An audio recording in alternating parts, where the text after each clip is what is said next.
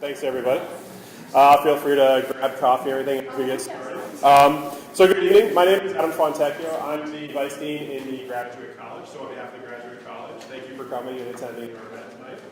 I'm also a professor of electrical and computer engineering here at Drexel. So many years ago, I was a graduate student, did a master's, did a PhD. It took me about 5 years. Frankly, for me, I learned all the fundamentals that I use today, and including all those courses that I took where I was like, I'm not sure why I'm taking this. It all comes back, and you kind of build that foundation for what becomes your future career, especially if you're going to be an academic. And I know tonight you're going to hear about different perspectives on this, but for me, I don't know that I could do what I did without graduate school. I also did other things in graduate school, learned how to rock climb, slept on the floor in the lab a couple times while an experiment was running, so there's a lot of sides to being a graduate student. Yeah, some of you are laughing because you know, right? And you know, you really learn a lot that starts to prepare you for your career. But you have to be ready because it can be difficult. So through the graduate school panel series last week and tonight, you're going to hear from some of the assorted panelists who have a great perspective, current students, past students, people with degrees, and I hope you really feel free to ask all of the questions that you have. Tonight's panel was really put together by, let's see here, the Center for Scholar Development, Graduate Admissions, Grad College, and the GSA. If you have a question, there's someone here who can answer it. And feel free to ask anything because that's what we want. The origins of part of this series really came about a few months ago, I guess a year ago. Chris Lantz came up with this great idea that we should present at South by Southwest EEU. And we ran a panel down there, Chris moderated, and we were focused on, is a PhD right for you? I was one of the panelists. We went down, we assembled some other people from around the country, and frankly, we had a lot of fun. We had a very energetic discussion for over an hour in our panel. We had more than 50 people show up opposite a free happy hour, so we were tremendously impressed that we had that kind of audience when there was free beer 50 feet away. But we had great questions, and I think we realized how valuable a session like this can be. So I'm going to hand it over to Chris. He's your moderator tonight. Thanks for coming on behalf of the Graduate College, and please ask anything, any questions you have. If you have questions later, please feel free to contact us. All right, Chris, all yours. Thank you. By way of introduction, my name is Christopher Lanes. I am faculty in the School of Economics here at Drexel. I too went to graduate school. I did a master's in public affairs and a doctorate in economics. So I spent 7 years in grad school. Good times, but tonight, let me just sort of give you a heads up on what we're doing. What I'm going to do for hopefully keep this to about 10 minutes is just cover basics. Real simple questions like, what is grad school? How's it a little bit different than undergrad? Why should you go to grad school? Why should you not go to grad school? When should you go to grad school? And how do you go to grad school? Cover some basic questions, but then I have our panelists up here who are all currently in graduate school at various stages and various programs at different colleges across our campus to really talk to you, and they're going to be the stars of the show to give you their experiences and give you advice on like what you should be thinking of where you are right now. Okay. And as we go through this, especially when we get to the panel, as Professor Fontecchio said, please ask questions. We're here to answer them. We have lots of people around the room who can answer very specific questions. All right. So grad school. Is it right for me? It's not right for everybody. So graduate school, broadly speaking, is focused training in a particular area, which is much more closely, most of the time, aligned with a career, a specific path going forward. Undergraduate, liberal arts tends to be very broad. You're getting this broader education with a focus, what you call your major, but you're getting this broad area, this broad program. Graduate school is not like that. Graduate school is, okay, you've done that part, you've done your gen ed. You want to be going in this particular direction, learning about this, studying this, and that kind of tracks you more into what career you're going to. Yes, there's knowledge acquisition. Yes, you learn a lot of fascinating stuff, but it really gets much more tied to a professional field. And it could be as a researcher. If you want to go the true hardcore research route, PhD is what you're looking at. If you want to be, successful in business in broad areas, accounting, finance, management, MBAs that you're looking at.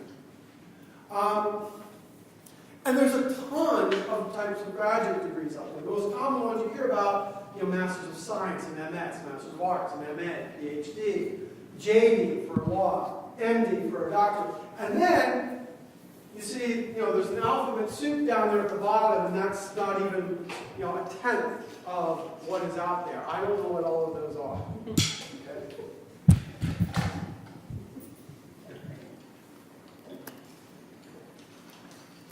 All right. One thing I do want you to take away. So, is everybody out there, are you all undergraduates right now? Pretty much. How many of you are seniors right now? Juniors, sophomores? Pre-juniors, let's not forget our pre-juniors. All right. It's good that you're thinking about this stuff now, because there are things you can do to prepare.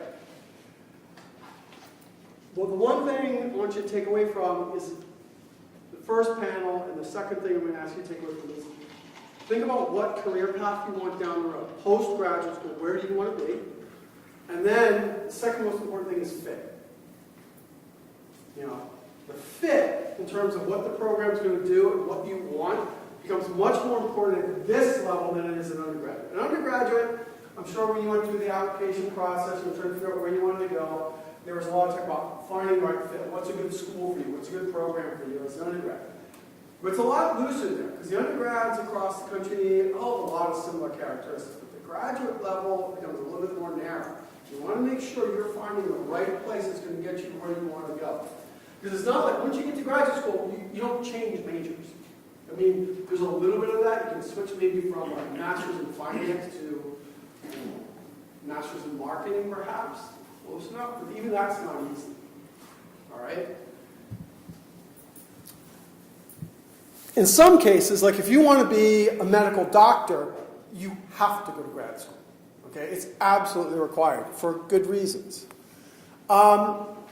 Other reasons why you want to go to grad school. One of the main reasons a lot of people want to go is they do have a career path in mind, and they want the deeper training. Undergraduate only takes you so far. Your bachelor's degree is only to a certain point. Maybe you want deeper training. Maybe you want to go that extra step. It will set you apart from other people with just a bachelor's degree. That's one reason. Career change. A lot of people go to grad school, go back to school, usually after they've been out for a while, and say, you know what, the path I'm on right now isn't what I want to do. I really want to be over here. And this is a way to shift their career and move somewhere else. Okay? So maybe you think to yourself, you know what I should have done in undergrad is I should have really done that math major. Which nobody really thinks to themselves. But you go back to grad school to pick that stuff up. And then, of course, there's just requirements for a job. If you want to be a lawyer, you have no choice. You have to go to school. And lastly, there is the PhD route, the doctoral route. And in some cases, because the PhD is the terminal degree, we call it, the final degree, the highest level, which is geared for academic research, your undergraduate may not have given you enough resources and tools. I'm in economics. We often see people who want to come to me and say, hey, I want to do a PhD in economics. I did this coursework, and I look at them and say, that's great. Where are these classes? You need these classes. You need this training before you can go on to a PhD. A lot of programs are built, master's straight into a PhD. Engineering is classic for that. Okay? Sometimes you need to go back to the master's degree to get ready to do the PhD, be ready to do the academic research. All right. When? When do you go? Do you go straight after undergrad? Do you wait a few years? This, again, really depends on where you ultimately want to be past graduate school. Okay? So I was talking to somebody earlier about graduate school, and why go to graduate school? And she was saying, well, all my friends are going to graduate school, and it was just the thing to do. That is not the reason to go to graduate school. Do not do it just because everybody's doing it. You will wind up wasting time and wasting money. It really depends on where you want to be. Okay? There are some cases where, some degrees that more or less really require work experience first, before you go back. So for example, the MPA, the Masters in Public Administration, that's one I did.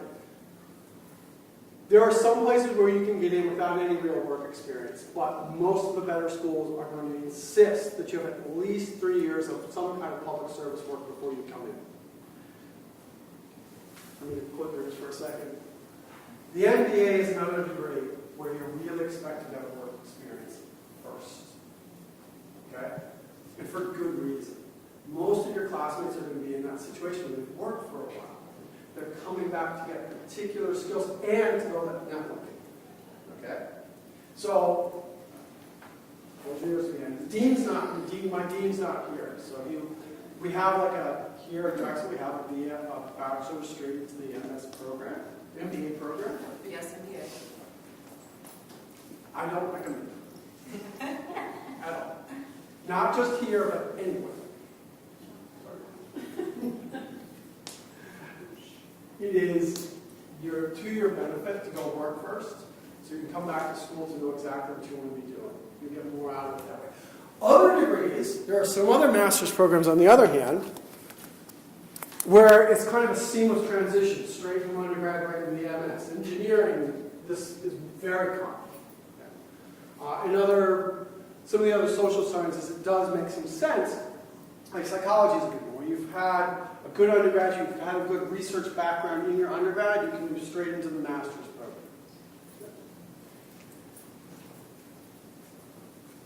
Sorry, I should have gotten a clicker. But the most important thing is you don't go back to grad school until you're sure. Like you know what you want to do and where you want to be going.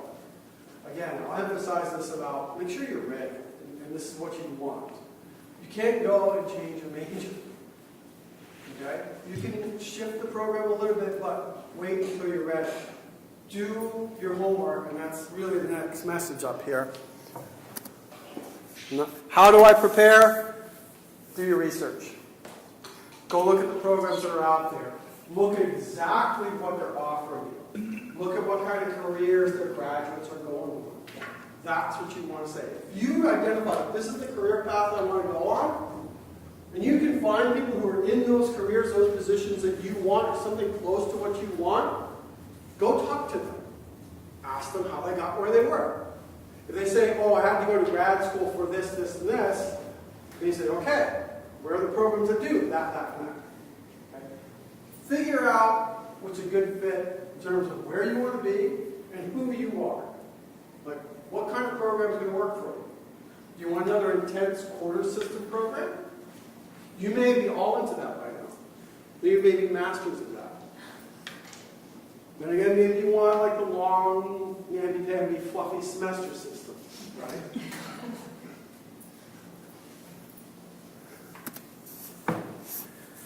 This is avoidable, but not really. Standardized exams. Depending upon what type of program you want to go in, which type of program you want to go in, you're most likely going to have to take more standardized exams. So I'm sure you all fondly remember the SATs. Well, the graduate programs have a variety of standardized exams. The most common one is the GRE, Graduate Record Examination. The others are more specific to the field. GMAT is for business. It's very stat-intensive, actually. LSAT's for law, MCAT for medicine, and there's more. Then there's standardized English exams. If you're not a native speaker, you may be required to have that when you apply for graduate school. It depends. Once you've identified what type of program you want to get into, and you look at the requirements of the programs, whatever university you're looking at, like what do I need to do, this is something that's worth taking your time to look at, think about, prepare for, and do some studying. There's lots of courses, specialized courses available. Maybe that would be helpful for you, maybe it won't be. It depends on what kind of study you want. But studying for these things makes a big difference in your score. Okay? And that will make a big difference in what type of program you can get into.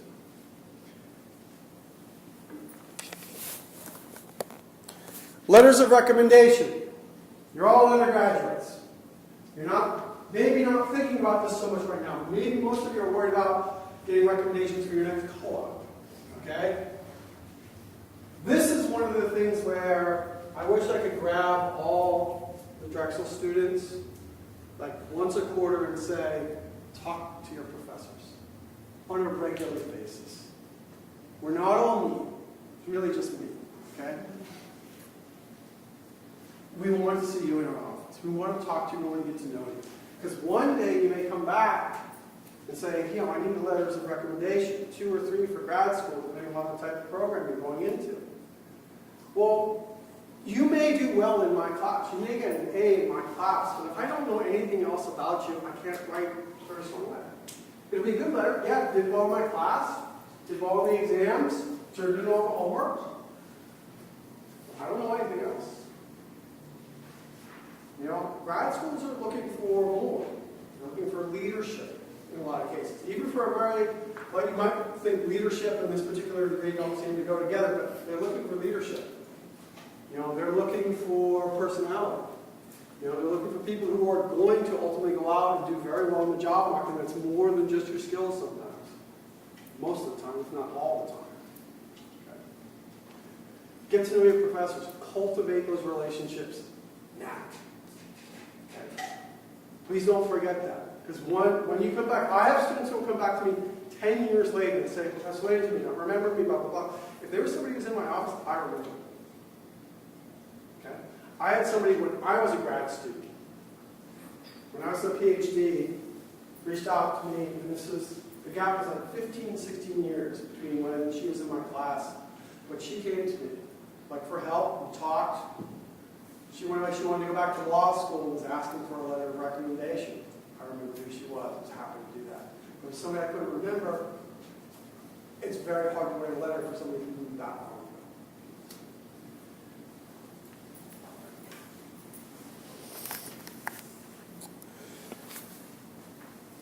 Last but not least, in terms of finding the fit and what you want to do, and this is something where the answers are going to completely vary depending on your personal situation, the type of program you want to get into, the level of university you want to get into, whatever it is, what career you want to go into.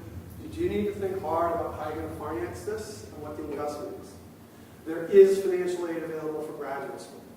For PhD, there's a lot more available, okay? But it's also a whole lot more competitive. It depends, it varies. And I can't give you specific answers no matter what your program is, unless you're applying to my particular programs that I oversee. But this is an important question. We will come back to this at the end of the All right.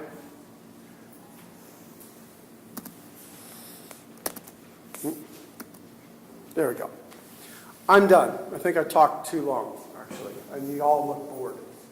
So, without further ado, we're going to turn to the main part of what we're doing today, which is our panel. So I'd like our panel, if you would please come up to the table.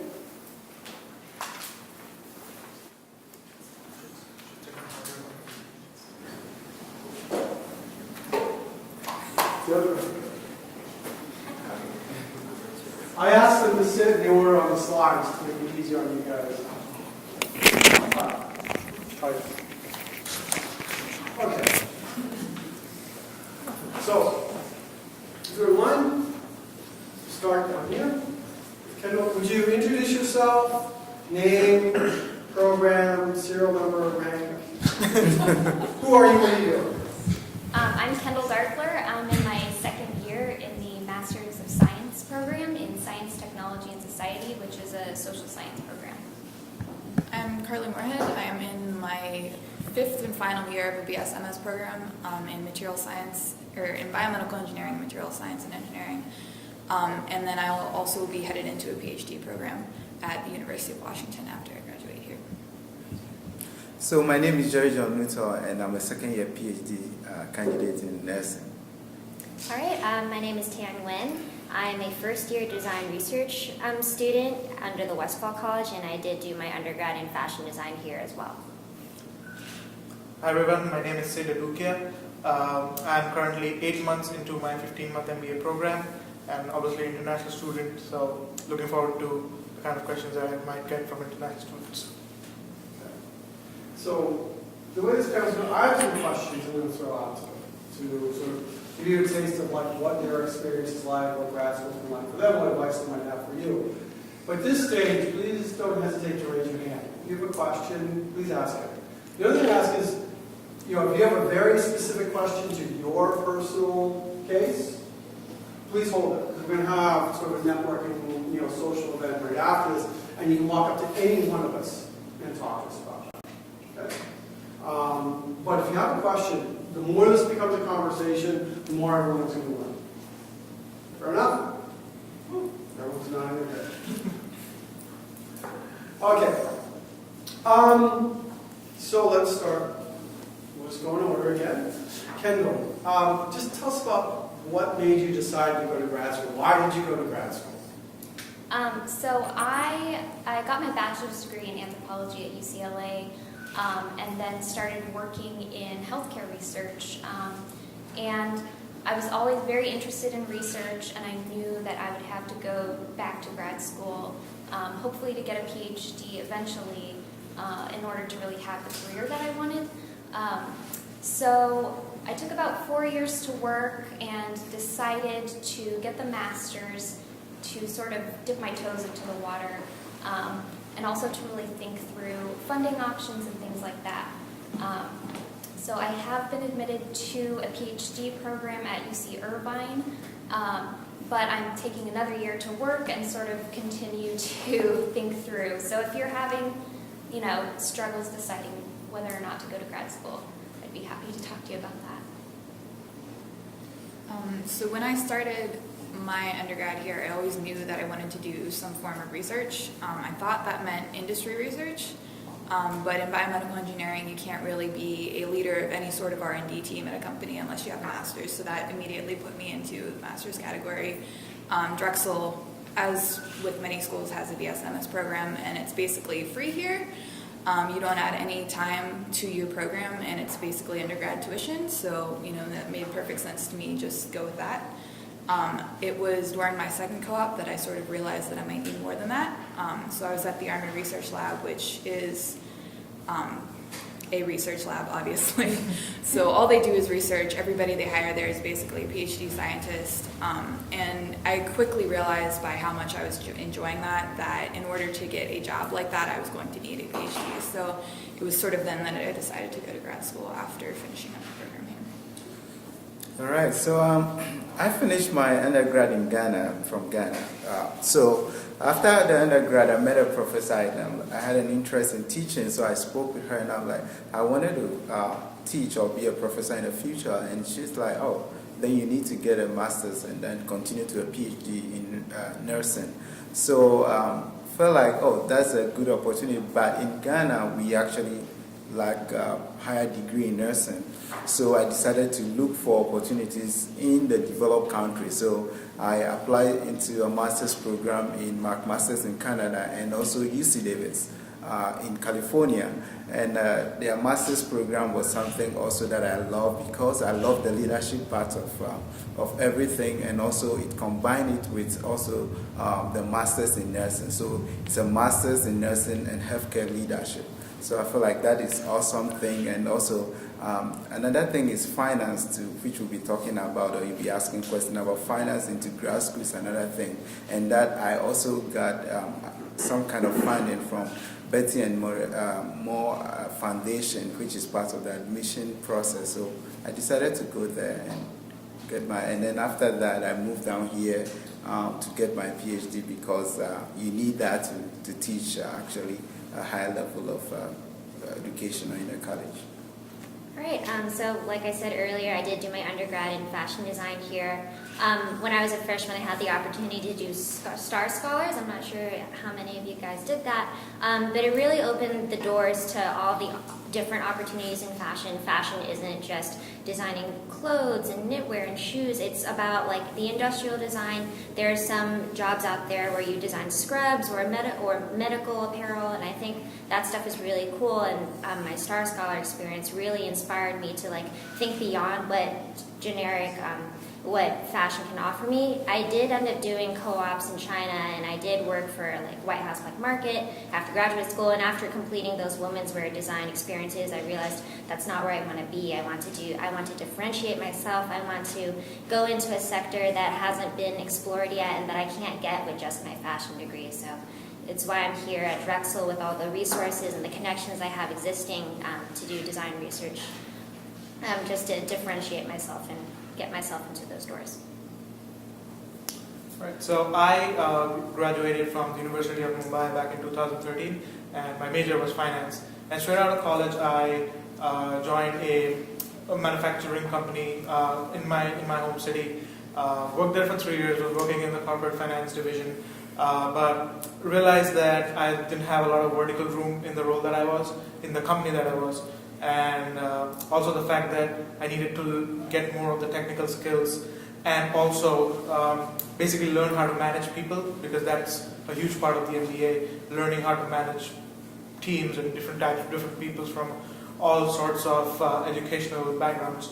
So started you could say my research and my search for an MBA program back in 2014, and basically led up to the GMAT exam. Recommendation letters, like you said, a hugely important factor. And onto my GMAT, worked for another year, and was lucky enough to be accepted by Drexel University. So it's been a good journey so far. Did I answer all your questions? Well, let's go straight to the heart of it. Let's start in reverse. Sid, I'm going to go the other way. But this one I want everybody to answer. So thinking back to, I think you probably started off by saying letters again, but thinking back to when you were in undergraduate, somewhere between sophomore, pre-junior, junior, maybe even senior year, what advice would you give yourself now? Now that you've gotten into grad school, what do you wish you knew then? Some of the things that I wish I knew was basically the expectations that you have from the job market. Like, I'm not saying that you're not going to get a job or you're not going to get an internship or a co-op, but what I mean is that you have to have your expectations on the ground, and also you have to work really like a lot more hard for it than you think you do at this point. Because when I was in your shoes, everybody used to tell me, yes, it's going to be difficult, it's not going to be easy, but once you're actually in it, you realize how much more compounded it can get, especially for an international student. So that's one thing I wish I knew. Also, the fact that you're going to hear this word a lot if you're doing an MBA, networking. Basically, in each and every seminar, each and every intro session, or whatever it is. Again, like if you start now, you will start developing on skills on how to network, because that's very important. And if you have good networking skills right into your MBA program, that would be a lot more helpful than in my case, where I had to sort of stumble my way into my first couple of quarters to learn how to actually network with people. So yeah, that's two main things that I wish I did. For me, I would say if you haven't mastered the art and skill of time management, you should now. A lot of times in grad school I hear, oh, I'm going to give you this amount of work because you're a grad student now. You're not going to catch any more breaks in the future. People aren't going to babysit you like they did in undergrad. There are no excuses. Not to make it sound scary or anything, but it's just a part of growing up. There's a lot more responsibility that comes with it. So getting that time management experience down, and then secondly, it would just be the power of self-branding. You need to know how to market yourself, know your strengths, know how to carry yourself and make yourself like appealing to the jobs and the grad schools that you want. Okay. So I think much have been said, but what I'm going to tell you is that you must make sure that you also make yourself marketable and competitive, because undergrad, I know you are there, and then you might be even getting all the A's, but also grad school will not only look at the A's that you are getting. You have to also do something outside the class. if it is leadership opportunities, you have to take advantage of them. If it's extracurricular activities, you have to take advantage of them, because grad school wants to look at you in totality, in a holistic manner, not focusing on only your academic or only one side of your life. So you must make sure you develop yourself in all these areas, and also self-discipline, because in grad school, it's actually going to be self-directed learning, and nobody's going to be on you like undergrad. So you must make sure you discipline yourself, and the time you have to study, you study, and the time you don't have to you have to do something to refresh yourself, you have to do it. So you have to make sure that you have a good plan for yourself from undergrad level to a grad level, and make sure you know yourself, your weaknesses and your strengths, like someone said, because I know undergrad, sometimes you look at your friends and you look at yourself and you feel like, oh, I can't make it, but you have to also have that kind of self-motivation and also encourage yourself so that you can move forward. So those are some of the attributes or characters you have to cultivate now. So I think for me, it would be, don't close yourself off to ideas because you haven't experienced them yet, or you think you know what you want. So for me, it was, I'm not going to be a professional student. To me, that meant like getting a PhD. I'm not going to be one of these people that spends 10 years of their life in college, basically. And I just never ever considered that idea until it was like beating me over the head in the co-op that I was in. And if I had been open to that idea, at least not like deciding, but just like, we'll see where it goes. Earlier on, I could have set myself up better for graduate school and for where I want to go. So, you think you know what you want, maybe a little bit, and I realize even some of you probably that's not even true, but at some point you think you know kind of where you want to go. Don't close doors until you're absolutely certain, because that can really hurt you in the long run. I would say don't be afraid to take your time. I think when I was like a sophomore, junior in college, I was like, oh, I've got to have my PhD by the time I'm 30. And that's like coming up very quickly, and I'm nowhere near there. And, in all of the programs that I've met people in, age ranges are so vastly different, and life stages are so vastly different. So, don't be afraid to take your time with this process. And also, I just wanted to re-emphasize networking. When I was an undergrad, I was like, oh, networking is not for academics, that's for MBAs. But the master's program has really taught me how important that is actually to having an academic career. Yes? You guys are all full-time students currently.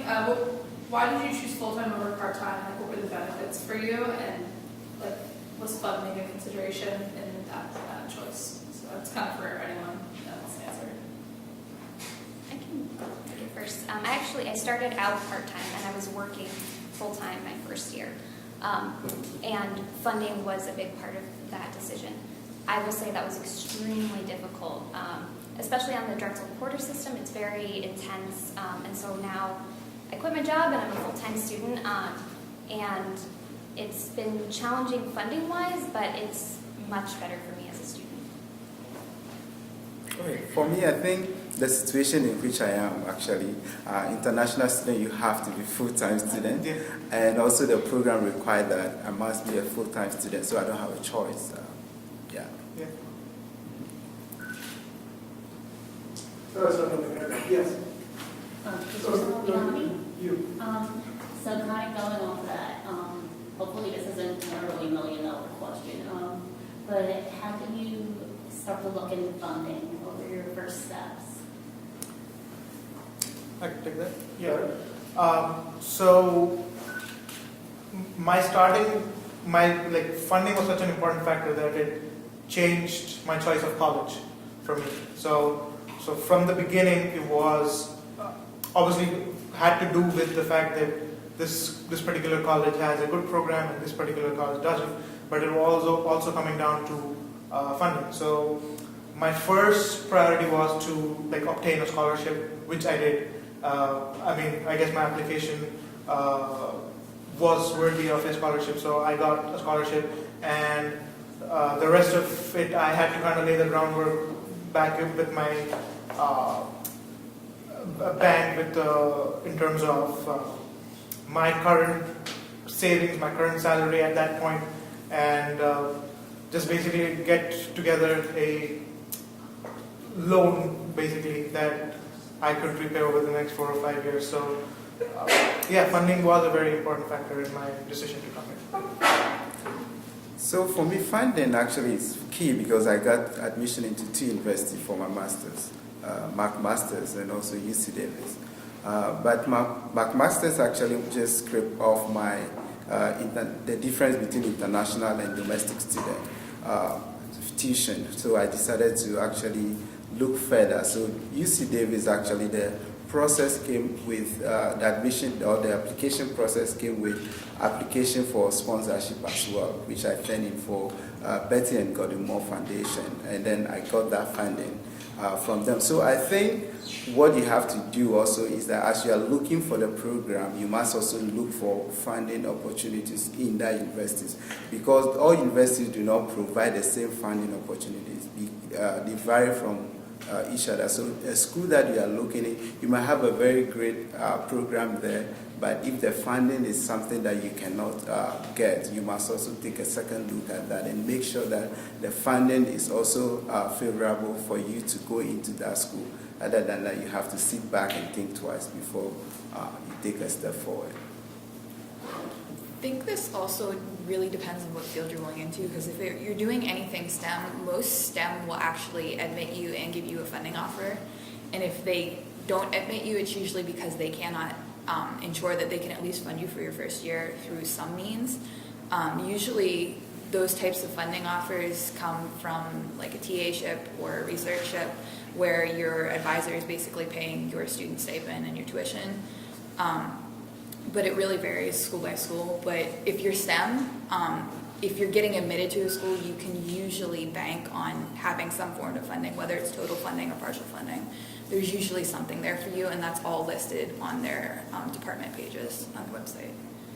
I would also add to that, if you look into a program, especially for like a social science master's program, the funding's not quite what it would be for like a STEM PhD program.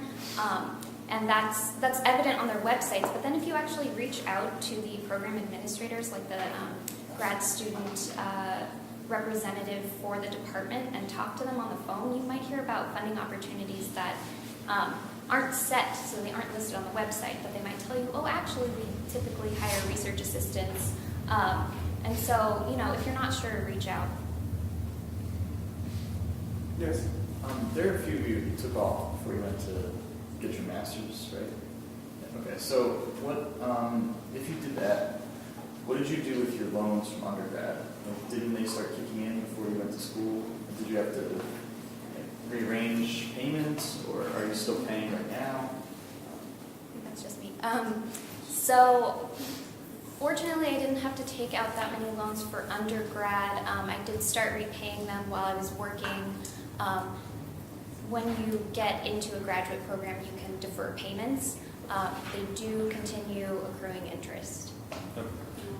Wait, I would just say it depends on the kind of loan that you have as to whether or not it continues. You also have a 6-month grace period if you have federal loans, so until you can start paying back. And so federal loans that you would get through the FAFSA process, what happens totally depends on what type of loan you get. If you have a private bank loan, that's whatever's between you and the private bank. But if it's a government loan, usually they won't require you to pay while you're still in grad school. And whether it's subsidized or unsubsidized depends on that will make a difference in whether interest accrues or not. They won't require you to pay even if it's after the 6-month grace period? Yeah, check that. But I had tons of loans. But every time I went back to grad school, I stopped payments. Yes? Since continuation on that funding, since some of you were working before you went back to get your master's and then potentially pursuing more into PhD, did you ever try talking to your past or current employer about maybe doing a tuition reimbursement type of contract or deal? I did. For me, it wasn't right because I had to then work another year. and I wasn't prepared to do that because I thought I was going to go straight into a PhD program. So different employers have different setups with that. A lot of university employers are really good about it. In my case, it was very clear from the beginning that my company would not be doing any of that, but they were happy to let me go. They were happy to write good recommendations and supportive in that whole process. But as far as reimbursement is concerned, they're very clear from day one that that would not be an option. So I guess it just depends on your employer and your relationship with them. So I know one of you mentioned not to close doors, and I personally finished my undergrad, and I don't want to pursue grad school unless I know for sure exactly what I want to do as part of my freshman student here. So what did you mean by it would be harmful in the long term? Like, is it confusing for future employers or future grad school programs to see that you dabble in this, you dabble in that, or do you mean like it's okay for that, or you have to have a more focused track on your resume? So for me specifically, I had done STAR programs, so I started in research, sort of decided I didn't really want to do that, and just like didn't do any of it for like the 2 middle years of my undergrad. And had I known that grad school was maybe an option, I could have partaked in like the research presentations on campus and gone to like undergraduate research conferences and things like that. But more in general, just like the dabbling. So when you write a grad school application, you sort of have to talk about where you've been, why you've chosen to go to grad school, and sort of connect it all so that you show a trajectory. That's hard to do if you're just sort of like piddling around in different things. So unless you can connect all of that together, it's kind of important to make sure that every choice that you make to do something, you have a justification for it that you can explain to an employer or a grad school application later down the road, instead of just, well, I didn't know what I was doing, so I did this, and there's like these gaps that I can't explain. So I know like a lot of students apply to med school with a bio degree, but they also encourage students who don't have a bio degree to apply to med school, kind of show diversity in their type of students that they accept. Does that not apply to med school, or not med school, sorry, master's programs then? Like as a bio undergrad, it's semi-connected. If I was to go to biomedical engineering, would that, I mean, I guess that could be connected, but I know people who were psychology majors who are in med school right now. So is it? It's perfectly fine to like do those things, just make sure you have a justification for why you did it. And you can connect that for the person reviewing your application so that they see that you've been intentional with your education, with your choices. So one important thing in getting in grad school is the personal statements that you're going to write. And that personal statement will give you the opportunity to write whatever you intend to do and what you have actually acquired over the years and how you hope to put all together in the future to make some kind of impact. So that gives you the opportunity to write all these things. Why are you switching? You did something in undergrad, and now you want to switch to a different thing in a grad school.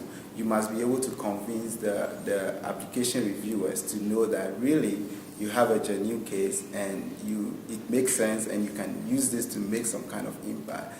You can do it. Some grad schools give you the opportunity to reach out to some professors or even the admission officers to even verify.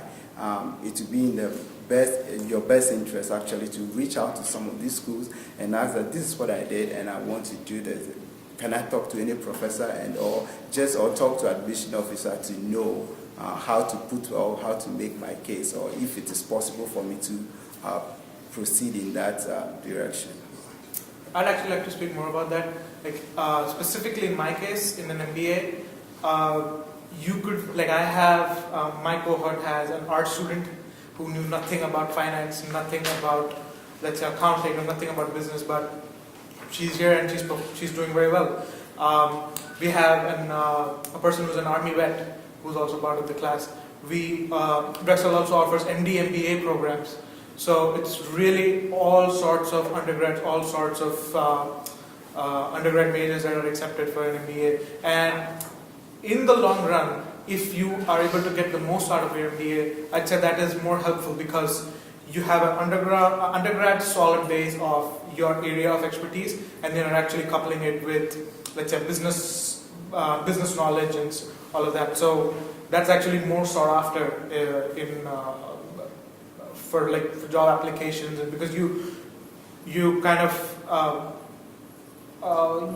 part of a lot of fields that they're looking for. Like if you're like an engineer, then you'll have the fact that you're a computer engineer. You've worked for 3 years in an IBM or whatever, like a big tech company, and then you have an MBA. So that's very attractive for a lot of employers out there.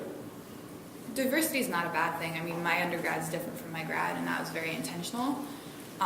It can actually be a real advantage to you, but just, when you're writing an application, just say, I didn't do this because I wasn't sure. Say, I did this to get more experience in this area so that I can bring that back in and be better at, my ultimate degree. Just related to, I just wanted to interject. I'm Stephen Rogers, Associate Director of Graduate Admissions and Liaison with the College of Medicine and GSBS Graduate School of Biomedical Science and Professional Studies. It took me a long time to get that, but anyway, there's one that's basically all on the post-bachelor programs to bolster candidates to get into the MD or DO or any other medical. And I'll be here to talk about it more specifically about your bridge year, some people call it, or gap year. If your ultimate goal is to get into medical school as well. So, but yeah, Thank you for the introduction. I was going to do this a little bit later. So we're going to continue with the panel for a little bit, but we do have a number of people around the room. So let me just take just a minute to introduce who they are, to specific questions. You can go and ask them when we're done when we do the networking. So Meredith Wooten in the back there is from the Center for Scholars Development, which is also the Fellowships Office here, which is underneath the Center for Scholars Development. So Meredith can answer a lot of questions for you. We have Parmita and Sarah here from the Law College of Business. They are program managers and key advisors for anybody going to grad school, particularly in the business area. They're very, very smart, very nice, and very good. So talk to them. Bonnie's here from the Graduate College. I know this is GSA. Oh yeah. Katie's here from the GSA. Of course, Jerry's the president of the GSA. Oh, Mark from the GSA. And Steve, of course. Okay? Keep those in mind. Happy to answer more specific questions in your case as we go on. So any more questions for the panel? Because I've got a few more to throw at them if you don't. Go ahead. I guess something that was interesting about having self-discipline when you're in grad school, being in undergrad. How is the coursework different? How is the classroom different in grad school compared to undergrad? I guess I'll speak. So when I was in fashion design, there's deadlines on deadlines on deadlines. You don't want to be late on anything. It's a lot of rote memorization, I feel like. But when I'm in grad school, they care more about whether you understand something rather than how well you memorized it. I find I have a lot more discussions, I have a lot more dialogue, a lot more in-depth thinking. I really enjoy it, actually. I'm doing a lot of deep diving, a lot of research opportunities. It's less about the actual assignments, it's more about working and getting a deep understanding toward a long-term goal, which in this case is my thesis.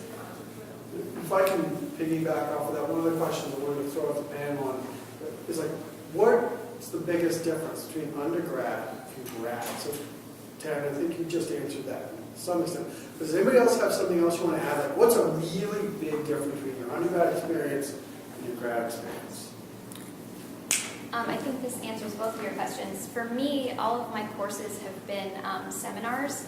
So it went from being in a class of 200 people where I'm just sitting in the back and submitting an essay at the end of the term to submitting work every week and sitting in a room with maybe 7 people at the most. And as somebody who is extremely shy, that was really hard at the beginning for me. But it's been so helpful for me as a person, as a student. And it's a steep learning curve, but I never could have imagined myself sitting on a panel in front of a room full of people, and here I am. So, I also tried that. One or some of the differences that I actually observe is that in undergraduate classes, you are kind of, let me use this word for lack of better word, spoon-fed. You're being spoon-fed in undergrad. Everything professor giving it to you, and you have everything in your hands, and that is how you study, you take classes. But in grad school, it's going to be, you can cover about 15 articles or other pages in just 1 week or just a class.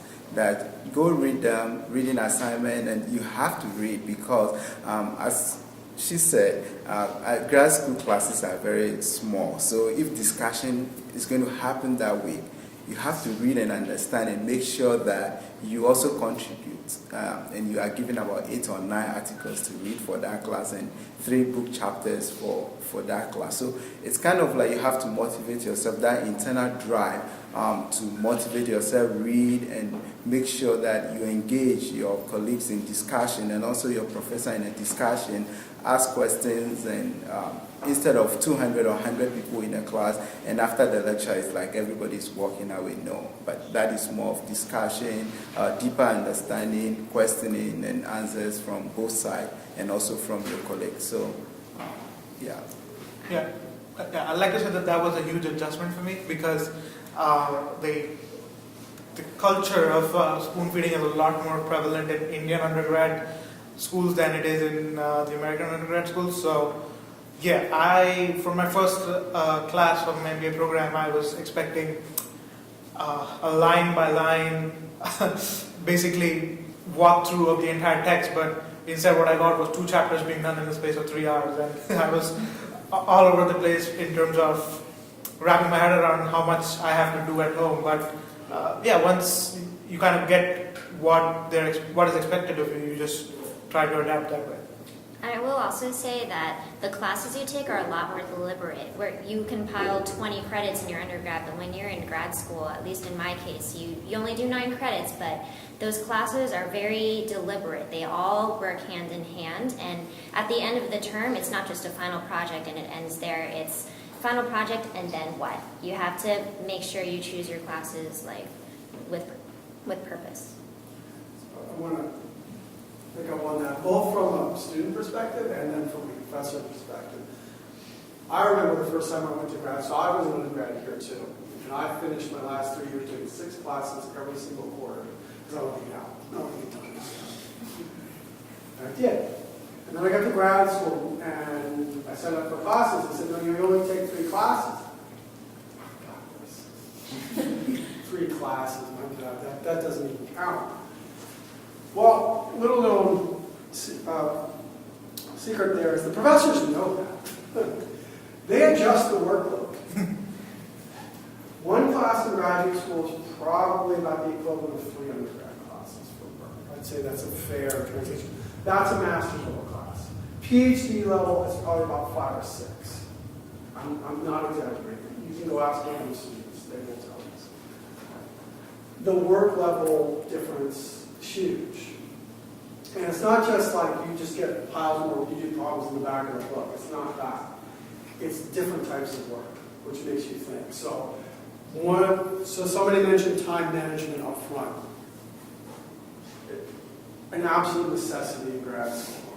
Which leads me into the last question I want to throw at the panel. I'm going to pick on specific people for this one, because they're going to have different perspectives. So let me see. So Carly and Tam.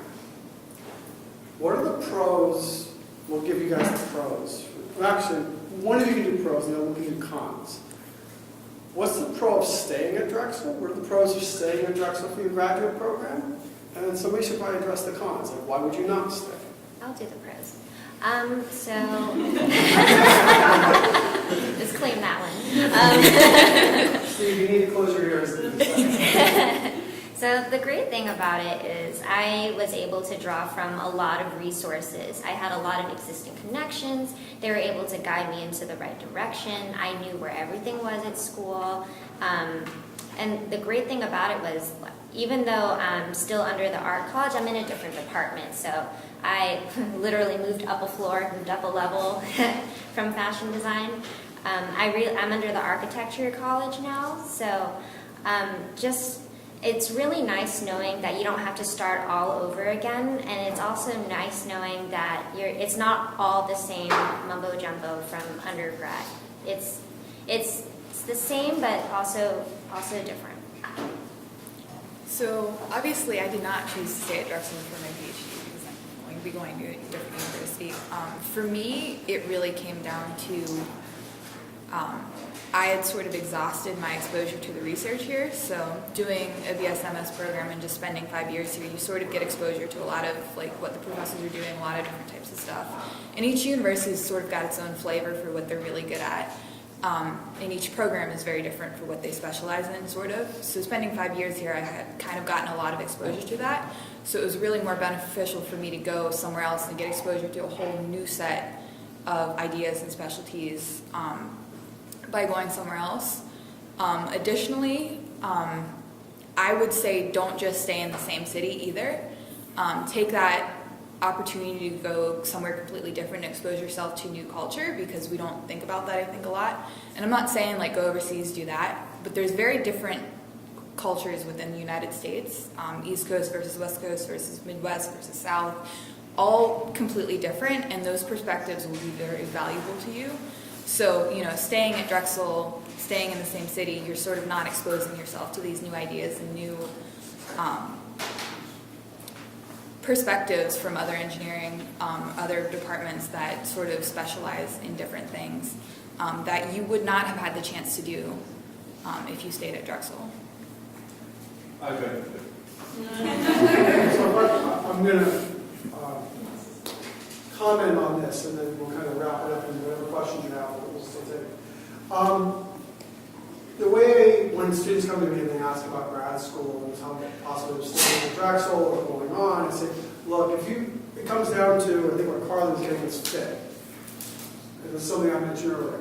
If this is the right fit for you, if you found the faculty you really want to be working with and learning from, by all means, stay here. This is, you know what path you want to be on, and it's here, stay. You will enjoy what you're doing. You will also be able to hit the ground running because you know how Drexel works, which is often a shock for the students who come in from abroad, right? You know, those of you who came to Drexel for the first time, like, whoa, that's different. But some of the reasons why you might want to think more broadly, some of it goes back to experiences, absolutely. If you see a different program that's a better fit for exactly what you want to do, you should be looking at that. But especially, and this is for the doctoral level, which some of you may be thinking about, not in particular for the doctoral level, but time management has been mentioned a lot. One of the dangers, I remember seeing this when I was in my PhD program at a different university. They would occasionally take their undergraduates straight into their PhD program. A lot of those people failed out, like quickly. And the reason was, time management is really essential. If you're here and all your friends are still here, and they're asking you to go out every weekend,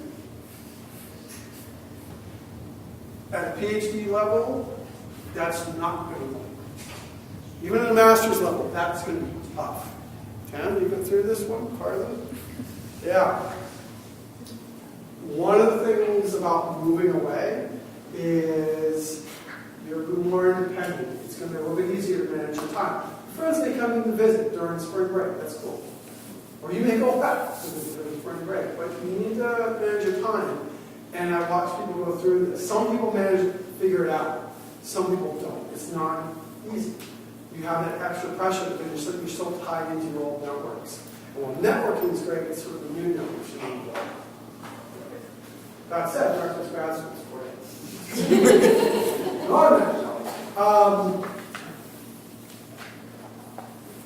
Yes. I was just going to add on to that. If you're thinking about going into academia, being in the same institution for the whole time, you think about provosts and departments on the other end that might be hiring you, and all they know is that you can succeed at one institution. So really thinking about diversifying the kinds of places where you've been and have colleagues and classmates is going to look better if you're thinking about going into academia on the other end. Going into industry is not as important at all. Doesn't even cross their mind necessarily. We're happy to take any more questions if you have them, but if not, the various people around the room can answer more specific questions. There's also more food and drinks in the back. So Bonnie's saying, over there, go get the stuff over there. And there's this wonderful table with goodies up here with lots of flyers and business cards. And it is a LeBeau MS degree right for me. There's an event happening in just a few weeks here